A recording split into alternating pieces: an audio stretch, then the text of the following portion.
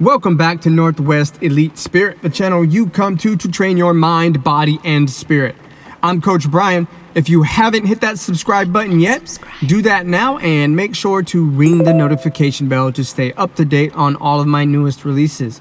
This is A Place of Power from Encounters with the Nahual, Conversations with Carlos Castaneda by Armando Torres from the chapter Encounter in the Crypt.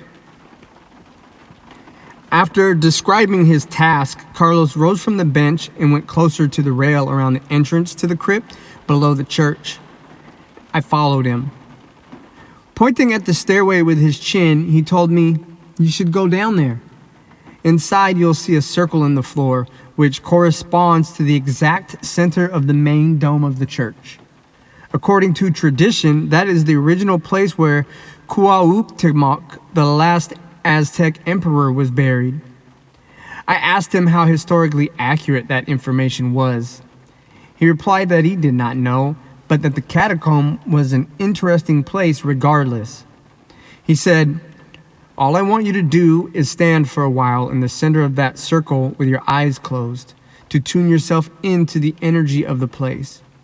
It is a place of power from the sorcerers of antiquity, and it will help you in your task." Briefly holding my hand, he added that he could not accompany me this time because someone was waiting for him somewhere, and he wished me luck.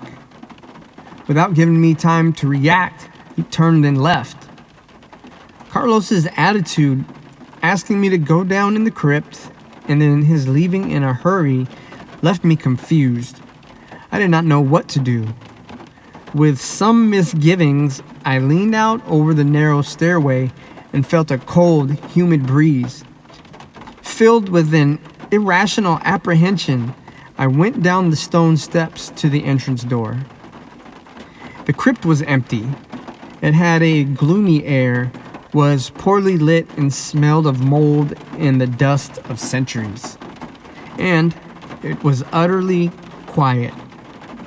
While I explored the tombs belonging to some privileged families of old Mexico, a chill traveled up and down my back. If it had not been for my desire to fulfill the task Carlos had given me, I would have ran out of there.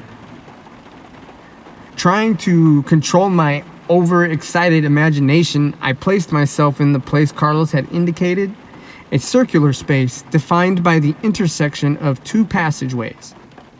I closed my eyes and made an effort to silence my mind. After a moment, I realized that my internal dialogue had quieted by itself. I do not know how much time passed. Suddenly, I felt I was being observed. I opened my eyes quickly, just in time to see, standing a short distance from where I was, a man wearing a hat. A man with indigenous features and a penetrating gaze. He was tall, strong, and quite old. He had a rural appearance. He was dressed in a loose white shirt and sandals and was carrying a rucksack. When noticing that I had discovered him, he slipped quickly towards an enclosure at the end of the passageway called the Bishop's Crypt. His steps did not make the smallest noise. Although I was very afraid, my curiosity was even greater, and while menially preparing myself to face this strange character, I crossed the short distance which separated us, about 7 or 8 meters. When I came into the crypt, my surprise was total. There was nobody there. A quick inspection confirmed that the enclosure had no other exit, nor any space for a person to hide. This time I was panicked. I had goosebumps and got the hell out of there.